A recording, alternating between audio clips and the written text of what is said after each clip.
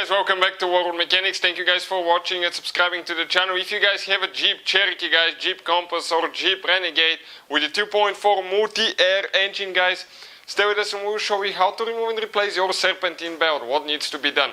Now, as you can see, the engine is out of the vehicle. You do not have to remove, guys, your engine for that procedure. Why we removed it? Because we have probably about 100 videos on that engine alone. We'll be taking everything apart. We'll have so many videos, guys, so please subscribe. In addition, let me introduce you to the channel, guys. Every car we get at the shop, we'll be making at least 200 videos on it. Why? Because our mission is to save you guys as much money as we can. So please subscribe to the channel and like the video, guys. Let's start on the Serpentine Belt replacement now.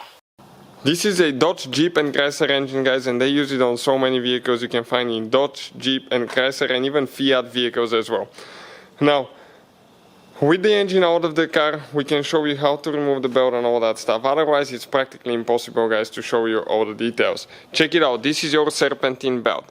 Now, in order, guys, to get to the belt, what you may have to do, you may have to remove your air intake box where the air filter is located so you can get to the tensioner in most cases. Other than that, you'll be able to reach it.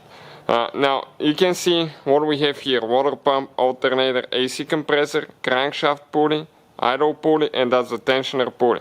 So we'll show you now, guys, okay, how to go ahead and remove it. You need a 16mm socket for the tensioner pulley, and that belt, okay, that belt is not long enough, so you will need to slide it out of the idle pulley, guys. Okay, we'll show you what I'm talking about now. Let's release it. Okay, like that. I cannot pull it out of the alternator, even though we released it all the way. So we'll have to slide it out of the idle pulley. Okay, just like that.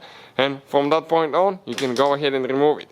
If you need to buy a new belt, guys, all the tools and parts, including the replacement belt, will be listed in the description of the video below, guys, for your convenience. So please check it out. So check out, guys, we'll have the link in the description of the video below where you can purchase a replacement one. So we start, guys.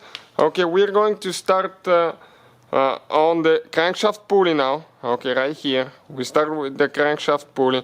Then we go, okay, to the AC compressor. From the AC compressor, we'll go to the idle pulley, guys. Okay, like that. From the idle pulley, we're going to go to the alternator. From there, we'll go to the water pump. Okay, and now what I'll do, okay, we'll have a hard time installing it here. We'll remove it from the idle pulley and I'll get it on the tensioner pulley. Okay, perfect, like that. And now we're going to go ahead, go counterclockwise and install the belt on the idle pulley. And you have to make sure that you have the belt in all the canals and it's lining and everything is like it should be, because if you jump onto it, it will destroy your belt once you start the engine. So check the water pump, check the crankshaft pulley, check the alternator and the AC compressor. That's it, guys. Thank you for watching. Please subscribe to the channel for more videos and see you guys next time.